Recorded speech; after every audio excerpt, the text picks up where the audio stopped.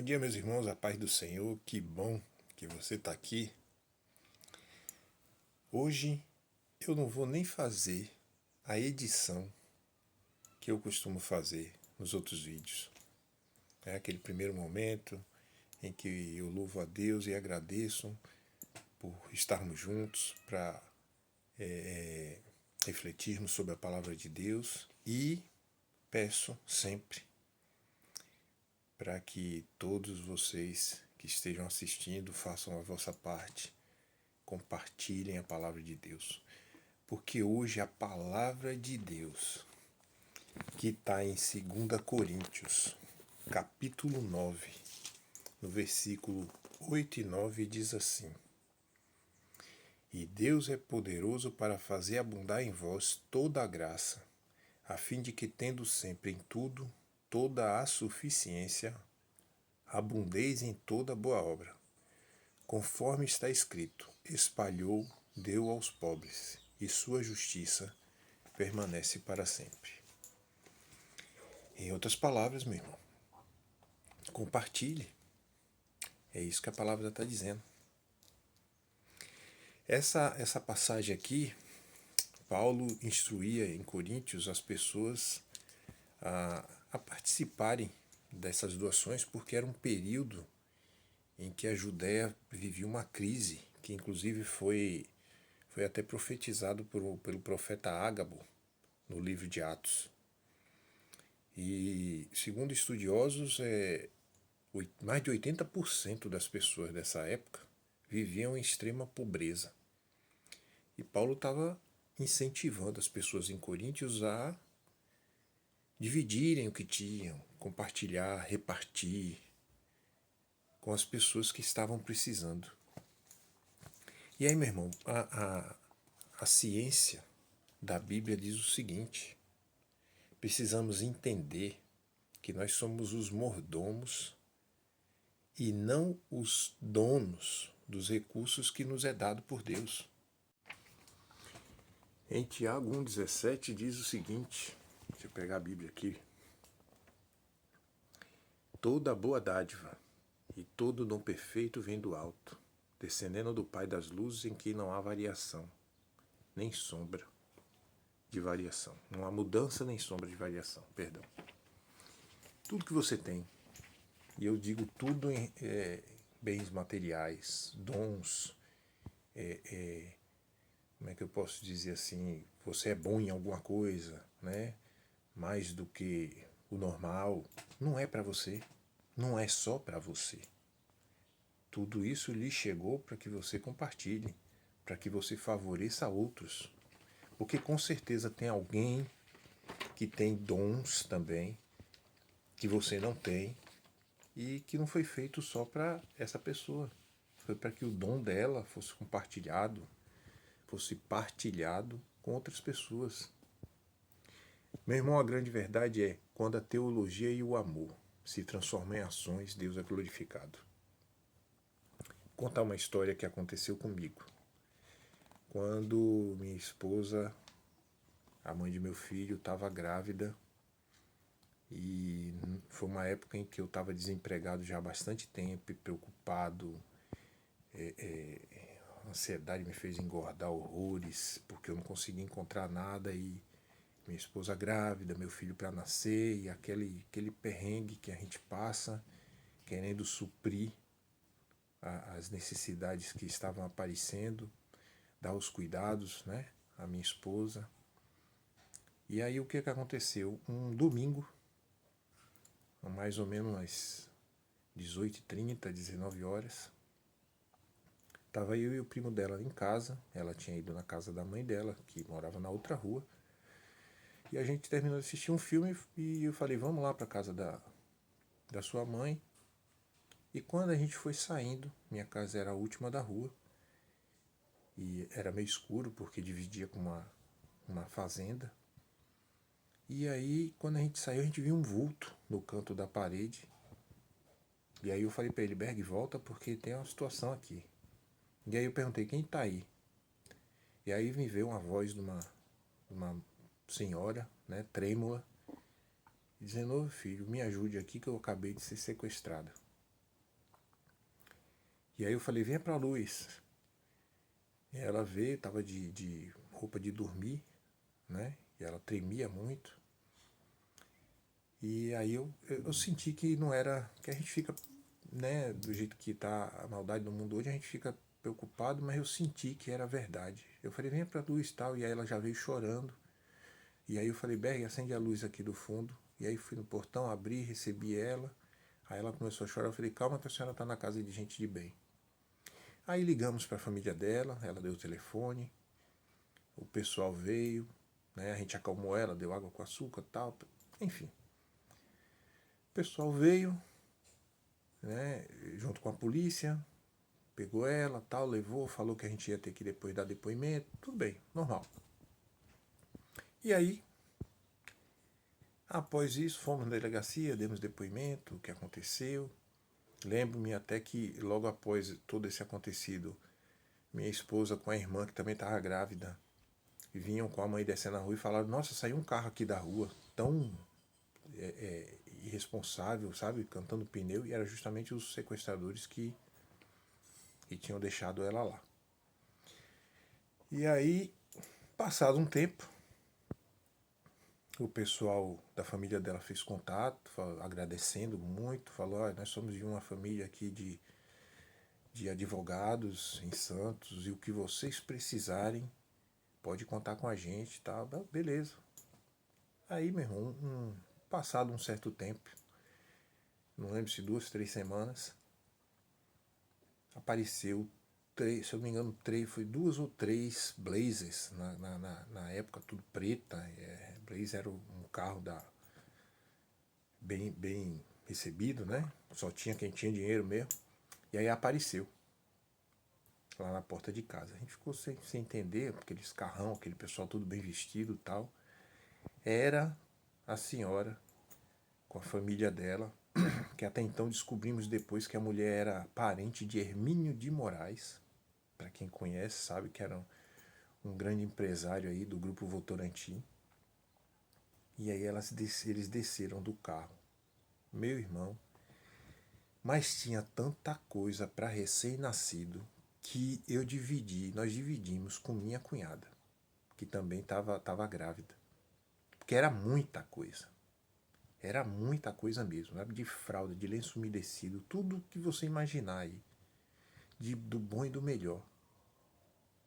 Chegou em casa, mas tanto, como diz a palavra, abundantemente, que nós dividimos com minha cunhada. Ficamos meses sem comprar nada. Sem comprar nada. Para meu filho e para a filhinha da minha cunhada que nasceu. E aí eu te pergunto, meu irmão, foi o que eu fiz para merecer? Absolutamente nada. Se a gente pensar em lance de merecimento, nós não somos merecedores de nada. Toda a graça nos vem por conta daquele que nos dá a graça. E ele não nos dá porque merecemos, ele nos dá porque ele quer, porque ele é bom, porque ele é gracioso. E ele só espera que a gente, em reconhecimento e gratidão ao que ele faz por nós, façamos com o nosso próximo exatamente a mesma coisa. Você vê, eu estava desempregado, preocupado com a chegada de meu filho, com tudo que, né, já estava precisando no momento, com os cuidados pré-natais, e depois que ele chegasse, os cuidados que ele ia precisar. E aí Deus aproveitou uma situação que ele não criou, né? Quem criou foi o homem, com esse sequestro da acho que era a cunhada de Hermínio de Moraes, e ele aproveitou, tornou aquela maldição, né, circunstancial em bênção que chegou para mim e para minha cunhada. Porque assim ele quis, porque assim ele pôde fazer, só ele pode. É Deus dizendo, não se preocupe, só faça a sua parte. É como aquela passagem que está lá em Mateus, antes, não fique ansioso por coisa nenhuma, antes preocupe-se com o reino de Deus e tudo mais lhe será acrescentado. o que eu fiz naquela época é o que eu gostaria que fizesse por mim, se eu tivesse numa situação dessa. Ajudar, acolher, e a gente está aqui para isso. Meu irmão, a grande verdade é a seguinte: evangelização e ação social caminham juntas. A gente precisa entender que quando a gente oferta, a gente precisa fazer com o coração alegre, sem intenção, sem segundas intenções, sem querer barganhar com Deus. Eu estou dando isso para Deus me dar aquilo. Você tem que, porque quando Deus deu o Filho dele, que é o maior presente que a humanidade já teve, ele não pediu nada em troca. Ele fez por amor incondicional. E é assim que a gente tem que agir com o nosso próximo. A gente tem que simplesmente dar, doar. O que você tem, meu irmão, não é só para você. Cabe até uma... É que eu não vou lembrar direito onde está a passagem, mas aquela parábola dos talentos, que foi dado a cada um talento, 2 talentos, 3 talentos, e depois o dono dos talentos voltou para ver o que foi feito de cada um. Então, se hoje você é abastado de riqueza financeira, não é só para você. Divida, compartilhe. Se você é abastado de conhecimento, de estudo, de um dom, de ministrar, compartilhe. Isso não foi dado só para você. Nada do que te chegou foi feito para ser retido. Foi para ser compartilhado. Se você tem dons, talentos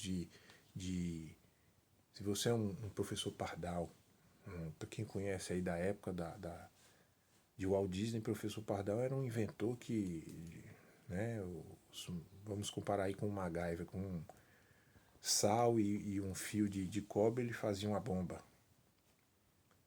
Não foi feito para você ficar batendo no peito, não chegou para você ficar batendo no peito e arrotando ostentação e grandeza e dizendo eu sou bom nisso.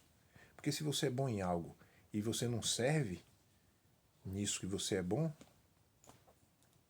é a história que a Bíblia também fala de ter fé e ação e a obra sem nenhuma. Então tua fé é morta, porque ela não serve a ninguém. Tudo isso te chegou para que você compartilhe. Use a máxima do mundo, que existe a máxima do mundo, mas com certeza ela é da Bíblia. Faça para os outros o que você gostaria que fizessem para você. É simples, é doação, é dar. É dar sem querer nada em troca, sem esperar retorno.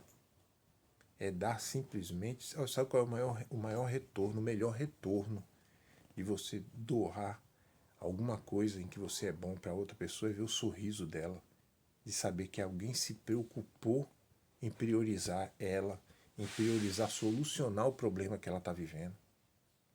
Isso aí não tem preço. Você já passou por isso?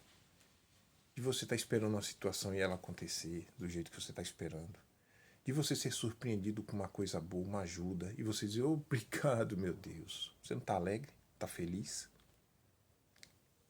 Pode ter certeza, quem te alcançou com essa graça, quem te serviu com essa graça, para ele não há satisfação melhor do que ver você satisfeito porque recebeu. É assim que realmente é válido a ação de doação, de compartilhar. Deus não ama os que dão muito, porque muitas vezes eles dão para ostentar, para dizer que tem, ou fazem para barganhar com o Senhor. Deus ama aos que dão com alegria, sem segundas intenções.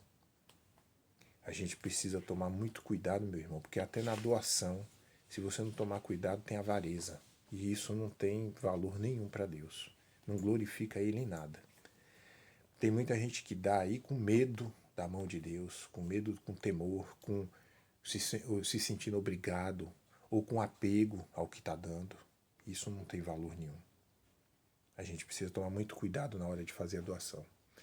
Você com certeza ocupa um lugar de bênção em algo. Como eu disse, pode ser financeiramente, pode ser conhecimento, pode ser nos seus relacionamentos, ou em várias coisas. Isto é graça que foi derramada sobre você para ser compartilhado.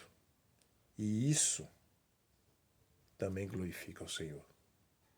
Como está escrito em Efésios, capítulo 4, versículo 7. A cada um de nós, porém, Ele concedeu uma dádiva por meio da generosidade de Cristo. Deus deseja nos dar muito mais. As bênçãos que lhe chegam não são para reter, são para compartilhar. O desejo do Senhor é que vivamos em unidade. Por isso que o próprio derramar de dons é diferente sobre cada pessoa, para que juntamente sejamos completos uns nos outros. Pergunte ao Espírito Santo o que é que você tem que pode servir alguém. O que é que você tem que a pessoa que está perto de você precisa. Seja grato e compartilhe. Lembre-se que você já recebeu muito de uma pessoa, que é Jesus. Somos portadores de graça, de bênçãos e de perdão, do poder e do amor de Deus. Você carrega a mais boa nova da história, que é Jesus. E o que Deus deseja que você faça com tudo isso? Compartilhe, meu irmão. É simples. Não é à toa que todos os momentos de reflexão semanais que vivemos, antes da própria pregação começar, eu friso muito bem. Compartilhe, faça a sua parte, distribua, dissemine a palavra de Deus com o máximo de pessoas que você puder. Isso foi um mandamento que ele deu antes de ascender ao alto. Compartilhe as Escrituras até os confins da terra. A boa nova não foi feita para ser retida, foi feita para ser compartilhada. Tenha ciência e consciência de que o que você tem não é só para você. Tem um ditado que diz assim, ó, se a gente... Peraí, deixa eu me lembrar exatamente como... Se a gente não vive para servir, não serve para viver. A gente está aqui para o próximo. E quando você ajuda o próximo ajuda você. E esse círculo maravilhoso é o que Deus quer e espera de nós. A gente viva para o nosso próximo, porque vai ter alguém orando por você. Vai ter alguém do seu lado que vai te ajudar quando você precisar, como aconteceu comigo quando meu filho estava para nascer. A gente não precisa se preocupar com nada. É só viver debaixo do temor e da obediência do Senhor e fazer o que Ele diz na santa palavra de Deus. E dá tudo certo. Ele está cuidando da gente o tempo inteiro. Amém, meu irmão? Retenha só uma coisa.